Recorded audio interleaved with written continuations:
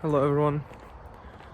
Um, so I've been reflecting recently on, well, I often discuss Buddhism and the path and the gradual training with people, and I often hear many criticisms about it, such as that it sounds restrictive and that it sounds boring, and that a little bit of suffering justifies the gratifying aspects of sensuality, and that you need to be a little immoral sometimes or violent, or that it's sometimes justified for the sake of, I don't know, peace or some sort of monetary gain.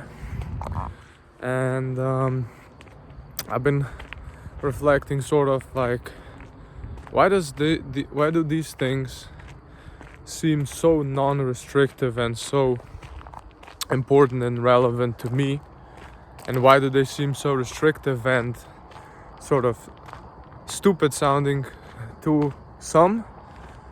And I think it just boils down to, like, the benefits of the training have not been seen, and the danger of an untrained mind has also not been seen. And I would like to sort of briefly go over the gradual training and explain why, or point out or try to inspire why it might be worth it. Sorry, there's no way I can hold my phone in a way where I can like look directly at it, so I might have this weird side angle, or like this. Maybe I gotta look where I'm going. But yeah, let's start with ethics, right? So I often hear argument like when I speak of non-harm or non-lying or no harsh speech or no divisive speech or even no intoxication, whatever precept it may be, except the sexual misconduct one. That one's pretty easy to understand why that is, good to follow. But it's not just following them like rules.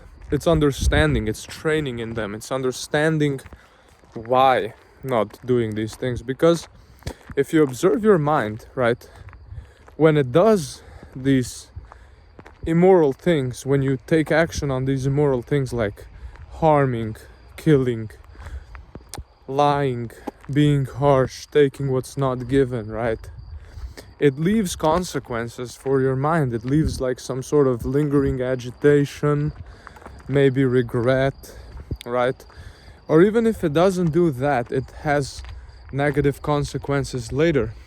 See, the Buddha spoke of there are four paths. There's the one that's painful now and painful later. That's the path where you basically break moral precepts or do something immoral and feel bad about it, so it's painful now, and then you have bad consequences for that action, so it's painful later. Then there's the path that's pleasant now. Let's say you break a precept now, you steal something, you lie, but you enjoy it, so it's pleasant now breaking these moral things, but painful later because it still has negative consequences. Then you have the path that is painful now and pleasant later. That is where basically you feel like you're losing out by following the precept. So you have to actually feel discomfort by following morality. So it's painful now, but because you've been keeping the mind safe from these immoral actions, it's pleasant later, as in it bears fruit. The mind is less agitated, and also you just have better conditions or a better rebirth on the larger scale. And then there's the path that's pleasant now and pleasant later, which is enjoying non-harming, enjoying not lying, enjoying morality and the pleasantness that comes with it, and reaping the pleasant consequences later. So basically, in both those cases, the paths that are good is the ones that are painful now and pleasant later, and the one that is pleasant now and pleasant later, and the ones that are bad is the one that's painful now and painful later, and the one that is pleasant now and painful later. And that's basically morality. Why the benefits of Buddhist ethics, which is the first part of the gradual training, is the mind is genuinely less burdened with these unethical tendencies and actions. Like if you have unethical tendencies, the precepts sort of contain them. You contain them from causing more harm. And if you don't have them, you protect from their development. Like understanding, of course, is the most protective, and insight and wisdom. But just following the precepts is also beneficial in itself. That's the ethics part of it. Then we go to sense restraint, right? Why is sense restraint beneficial? Because some people might be like, oh, I'm restraining the senses, I'm missing out on these pleasant experiences and this gratification I could be having. Like, let's say you taste a good food and you restrain yourself from really examining the taste deeply, from contemplating. Like, you just eat it. You don't let yourself go really deeply into indulging and enjoying it. You're like, well, I'm missing out on the enjoyment. Or you're like, you see something nice and you don't keep observing it, or you hear something nice and you don't keep listening to it, or you have a thought and you don't indulge the thought. You don't, like, you have a thought about something and then you don't follow it, because if you follow it, then you think about it more, you start fantasizing about it, you start deriving gratification from it, and then the mind is agitated. And because you didn't guard the sense door, you now have this 20 to 40 minute backlog of mental activity that's gonna prevent you from going deep in meditation or just settling the mind. So basically, what's the benefit of guarding the sense doors? Because again, when I talk about it, people think like you're just depriving yourself. But how I look at it is, I'm avoiding unnecessary friction.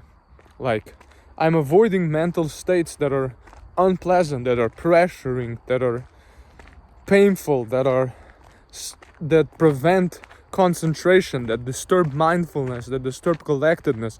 It's like dodging a bullet, dodging an arrow. It's like, oof, guarded the sense doors, I dodged the situation. It's like preventing stuff you're gonna have to deal with later because you weren't careful, you weren't heedful and guarding your sense doors. It's like the example at work, right? Why I'm really efficient at closing up the bakery I work at is because instead of cleaning the whole mess at the end, I continuously clean a little bit. I see the consequences and I just remain careful. I have this sort of mental upkeep, and that's why I don't have a lot of work to do later, and I'm able to efficiently close up shop instead of spending unnecessary time on closing.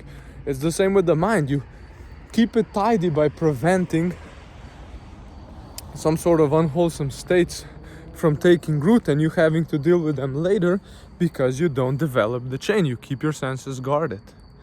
So yeah, guarding the sense doors, some people might criticize it, but in actual experience, when you practice it, it's very pleasant and practical, and it becomes like a habit of mental upkeep. You prevent the mind from sliding into unwholesome states by being careful, by maintaining mindfulness and noticing the first contact, feeling, and then just not continuing. Guarding the sense doors, pleasant. And what that helps is then concentration. See, when you go meditate, when you establish mindfulness in front of you, when you take in a breath, you're aware that if the breath was long. When you breathe out, you're aware if the breathing out was long. When you try to maintain mindfulness and collect your mind around an object, all of this mental upkeep you did by guarding the sense doors, right? That makes it easier, right, to handle the 5 hindrances. So before you even achieve jhana, before you enter and abide in that pleasant abiding, you have to like surmount or abandon the hindrances, right? And that becomes much easier if you were guarding the sense doors prior, because you have so much less mental backlog to calm down, to restrain, to abandon, to, you know. If you didn't, then like you'd have to spend time, you know, abandoning the hindrances, calming down the mind. Well, if you were guarding your sense doors, you have a lot less effort needed in order to achieve concentration and jhana.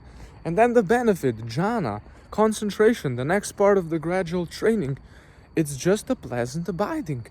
When the mind is collected, like rapture arises, tranquility arises from the sheer collectedness of the mind.